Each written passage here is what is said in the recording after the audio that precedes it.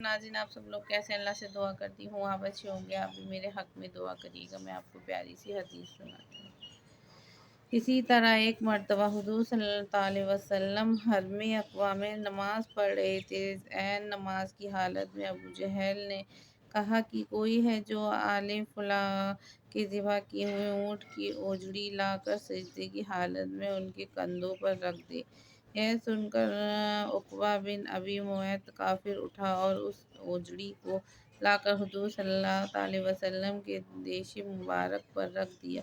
حضور صلی اللہ علیہ وسلم سجدہ میں تھے، دیر تک اوجڑی کندھے اور گردن پر پڑی رہی اور کفار ٹھٹھا مار کر ہنستے رہے اور مارے ہنسی کے ایک دوسرے پر گر پڑتے رہے۔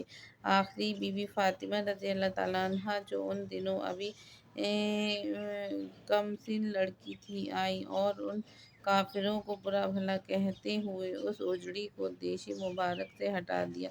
حضور صلی اللہ علیہ وسلم کے قلب مبارک پر کفار قریش کی اس شرارت سے انتہائی صدمہ گزرا اور نماز سے فارغ ہو کر 3 مرتبہ یہ دعا مانگی: اللہم علیک بقریش، یعنی اے اللہ تو قریش کو اپنی گرفت میں پکڑ لے۔ پھر ابو جہل، عتبہ بن ربیعہ، شیبہ بن ربیعہ، ولید بن عتبہ، امیہ بن خلف، عمرہ بن ولید کا نام لے کر دعا مانگی کہ الہی تو ان لوگوں کو اپنی گرفت میں لے لے۔ حضرت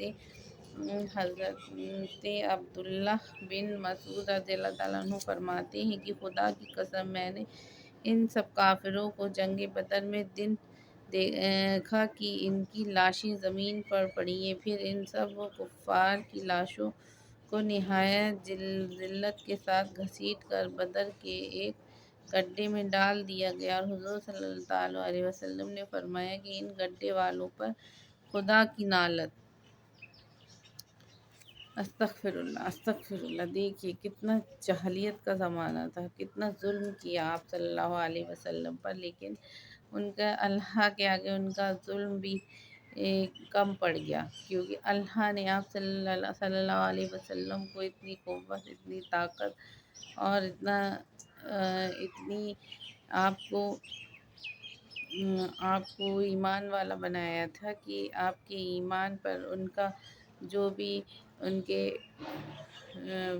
جو وہ پریشان کرتے تھے آپ صلی اللہ علیہ وسلم کو، جو بھی وہ برا بھلا کہتے تھے، وہ ان پر آپ صلی اللہ علیہ وسلم کا دین بھاری پڑ گیا۔ دیکھیے، اور آج آپ میرے صلی اللہ علیہ وسلم کا مقام دیکھیے، اور انہیں گھسیٹ کر اللہ تعالیٰ نے انہیں ایسی سزائیں دی۔